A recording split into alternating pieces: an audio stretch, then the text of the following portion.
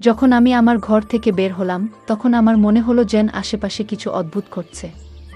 হঠাৎ করে আমি দেখলাম পাশের ঘরে থেকে কিছু অদ্ভুত আওয়াজ আসছে। আমি সেই আওয়াজগুলো মনোযোগ দিয়ে শুনতে চেষ্টা করলাম। এরপর আমি আস্তে করে দরজার কাছে গিয়ে দাঁড়ালাম এবং কান পেতে শুনতে লাগলাম। হঠাৎ আমি মায়ের গলার শব্দ শুনতে পেলাম। আমার মনে হলো এখানে কিছু একটা ঠিক নেই। আমি ভাবলাম ভেতরে ঠিক কি হচ্ছে সেটা দেখা দরকার। কিন্তু সমস্যা হলো ঘরের দরজা ভেতর থেকে বন্ধ ছিল এবং ঘরে কোনো জানালাও ছিল না। তখন আমার মাথায় একটি বুদ্ধি এলো। আমি আস্তে করে এক চোখ বন্ধ করলাম এবং তালার চাবির ছিদ্র দিয়ে ভেতরে দেখার চেষ্টা করলাম। আমি যা দেখলাম তা আমাকে স্তম্ভিত করে দিল। আমি লক্ষ্য করলাম মা এবং চাচা একসাথে এমন কিছু করছেন যা আমার ধারণার বাইরে ছিল। তারা খুব কাছাকাছি বসেছিলেন, যেন কোনো গোপনীয় বিষয় আলোচনা করছেন। মায়ের চোখে অদ্ভুত এক মায়া আর চাচার মুখে একরকম দুষ্টু হাসি ছিল। এই দৃশ্য দেখে আমার হৃদয় ভারী হয়ে উঠল। আমি ভেতরে ভেতরে অস্বস্তি অনুভব করছিলাম। মায়ের এই রূপ আমি আগে কখনো দেখিনি। আমার মনে হতে লাগলো এরকম কিছু তো আমি কখনো ভাবিনি। কিন্তু কেন জানি না, আমার মনে তখন এক অদ্ভুত অনুভূতি হচ্ছিল।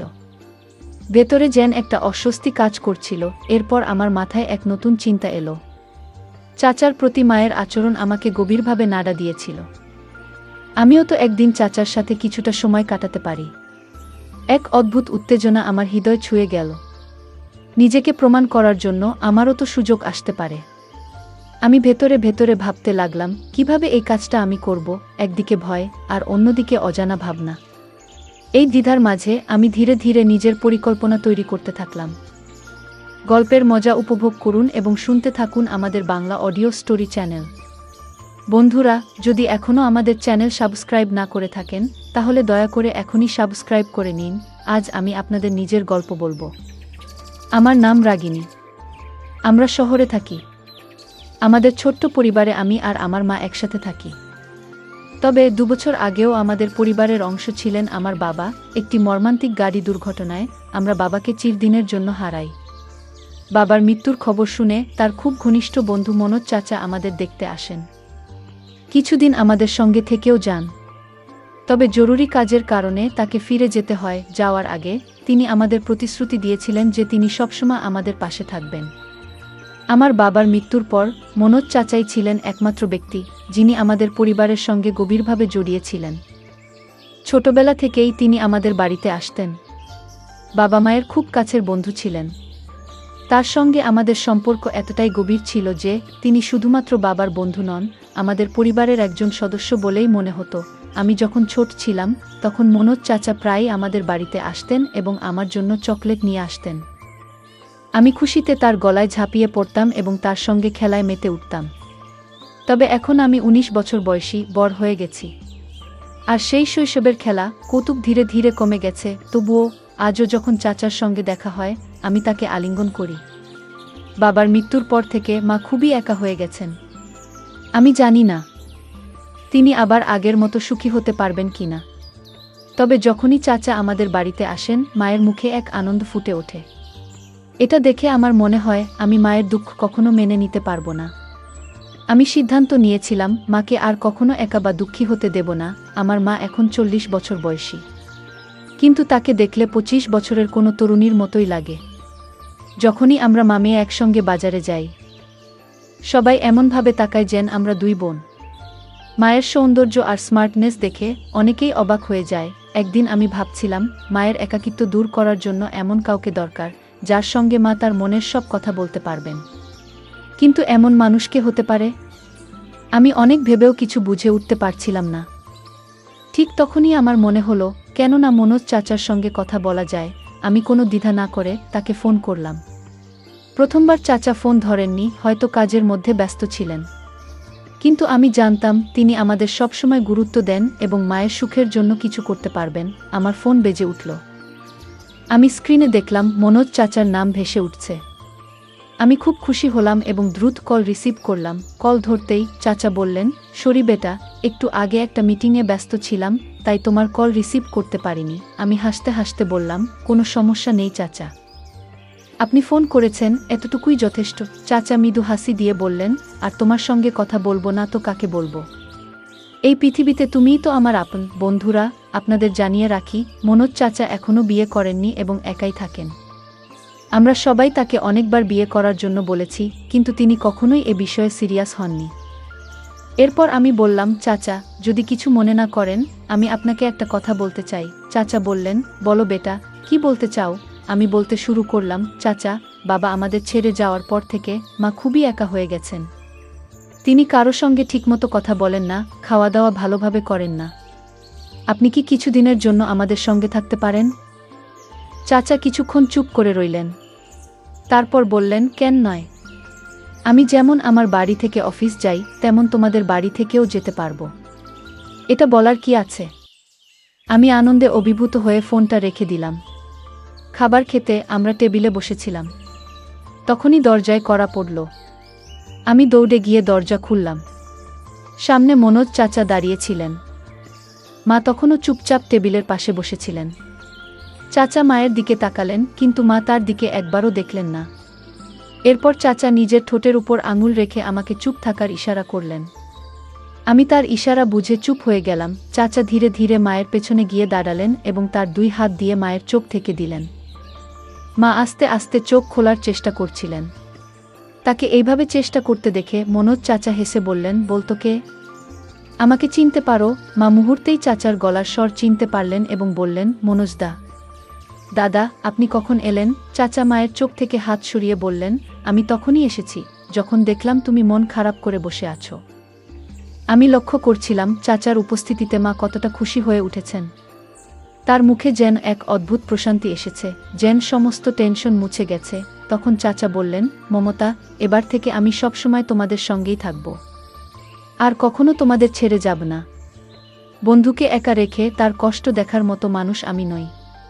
বন্ধুত্বের ঋণ তো বন্ধু শোধ করবেই। মনোজ চাচার এই কথা শুনে মা ভীষণ খুশি হলেন যে এবার থেকে চাচা সবসময় আমাদের সঙ্গে থাকবেন। আমরা সবাই একসঙ্গে বসে খেতে লাগলাম এবং অনেক কথা বললাম। সেদিন আমরা সবাই এক ঘরে শুয়ে পড়লাম এবং রাতভর গল্প করতে করতে সময় কাটালাম। পরের দিন সকালে চাচার অফিসে যাওয়ার কথা ছিল, তাই তিনি আগে ঘুমিয়ে পড়লেন। আমি তার পাশে বসে গল্প করছিলাম, আর কখন ঘুমিয়ে পড়েছি টের পাইনি। সকাল কবে হলো বুঝতেই পারিনি। মা সকালে উঠে নাস্তা বানিয়ে ফেলেছিলেন, আর চাচা তৈরি হয়ে গেলেন। আমরা সকলে একসঙ্গে নাস্তা করলাম। তারপর চাচা অফিসে চলে গেলেন। এভাবে আমাদের দিনগুলো কাটতে লাগলো। আমি চাচাকে বাবার মতোই মনে করতে শুরু করলাম। সত্যি বলতে তিনি আমার নিজের বাবার চেয়েও বেশি গুরুত্ব পেতে লাগলেন, কারণ তিনি আমাদের সঙ্গে ছিলেন, আমাদের খেয়াল রাখছিলেন। এক রাতে আমি আমার ঘরে শুয়েছিলাম। হঠাৎ খুব খারাপ একটি স্বপ্ন দেখলাম। সেই স্বপ্নে আমার বাবাও ছিলেন। আমি ভীষণ ভয় পেয়ে ঘুম থেকে উঠে পড়লাম। আমার কপাল দিয়ে ঘাম ঝরছিল, গলা শুকিয়ে যাচ্ছিল। তাই আমি পানি খেতে চাইলাম, কিন্তু দেখলাম আমার জগটা পুরো ফাঁকা। আমি ভাবলাম রান্নাঘর থেকে পানি নিয়ে আসি। জগটা হাতে নিয়ে ঘরের দরজা খুলে বাইরে বেরোলাম এবং রান্নাঘরের দিকে হাঁটা শুরু করলাম। রাতে আমি পানির জন্য রান্নাঘরে যাচ্ছিলাম। মায়ের ঘর আমার পাশেই ছিল এবং তারপরে মনোজ চাচার ঘর। যখন আমি চাচার ঘরের সামনে দিয়ে যাচ্ছিলাম, তখন একটা মৃদু শব্দ শুনতে পেলাম। প্রথমে ভেবেছিলাম হয়তো চাচা টিভি দেখছেন, তাই বেশি গুরুত্ব না দিয়ে আমি সামনে এগিয়ে গেলাম। কিছুক্ষণ পরে সেই শব্দগুলো আরও স্পষ্ট আর জোরে শোনা গেল। এবার আমার কৌতূহল জাগল। চাচার ঘরের সামনে এসে আমি দাঁড়িয়ে পড়লাম। ভালো করে শোনার চেষ্টা করতেই বুঝতে পারলাম মা যেন কিছু বলছেন। আমি ভাবলাম, এত রাতে মা আর চাচা এক ঘরে কি করছেন? তখনই আমার মাথায় একটা বুদ্ধি এলো। আমি দরজার তালার ছিদ্র দিয়ে ঘরের ভেতরটা দেখার চেষ্টা করলাম। এক চোখ বন্ধ করে তালার ফাঁক দিয়ে যখন ভেতরটা দেখলাম, তখন আমি অবাক হয়ে গেলাম। আমি ভেতরে যা দেখলাম তা আমাকে বিস্মিত করে দিল। মনে হচ্ছিল এমন কিছু আমি কখনো কল্পনাও করিনি, যা আমার নিজের জন্যই অস্বস্তিকর ছিল। আমি নিজেকে শান্ত করার চেষ্টা করছিলাম, কিন্তু কিছুক্ষণের মধ্যেই আমি অসচেতন হয়ে পড়লাম। পরে দেখলাম মা বিছানায় শুয়ে আছেন এবং মনোজ চাচার সঙ্গে কথা বলছেন। মা বললেন, মনোজদা, এবার থেকে আমাদের ছেড়ে কোথাও যেও না। চাচা মায়ের হাত ধরে বললেন, তোমার আর রাগিনীর খেয়াল রাখার দায়িত্ব এখন থেকে আমার। এই কথাগুলো শোনার পর আমি ধীরে ধীরে নিজের ঘরে ফিরে এলাম। রান্নাঘর থেকে পানি নিয়ে এসে শুয়ে পড়লাম, কিন্তু ঘুম আর এলো না। বারবার মনে সেই দৃশ্য ভেসে উঠছিল। যতই ঘুমানোর চেষ্টা করি কিছুতেই মন শান্ত হচ্ছিল না। ভোর হতে আর বেশি দেরি ছিল না। আমি উঠে গিয়ে বাথরুমে ফ্রেশ হলাম। তারপর গোলাপি রঙের একটি হালকা পোশাক পরে নিলাম। পোশাকটি স্বচ্ছ ছিল এবং আমাকে দেখতে বেশ সুন্দর লাগছিল। আমি যখন বাইরে এলাম দেখলাম মনোজ চাচা সোফায় বসে নাস্তা করছেন। ভেজা চুলে তোয়ালে পেঁচিয়ে আমি তার সামনে গিয়ে দাঁড়ালাম এবং মুখে বললাম, চাচা কেমন লাগছে আমাকে? মনোজ চাচা মুচকি হেসে বললেন, বাহ রাগিনী, আজ তো তোমাকে একেবারে অপূর্ব দেখাচ্ছে। আমি যখন মনোজ চাচার কথা শুনলাম তোমাকে আজ খুব সুন্দর লাগছে, তখন আমি খুব আনন্দিত হলাম। চাচার পাশে গিয়ে চুপচাপ বসে রইলাম। কিছুক্ষণ পরে চাচা অফিসের জন্য তৈরি হতে লাগলেন। আমি হঠাৎ উঠে গিয়ে চাচাকে আলিঙ্গন করলাম। মনে হলো যেন বহুদিনের জমে থাকা আবেগ আমার ভেতর থেকে বেরিয়ে আসছে।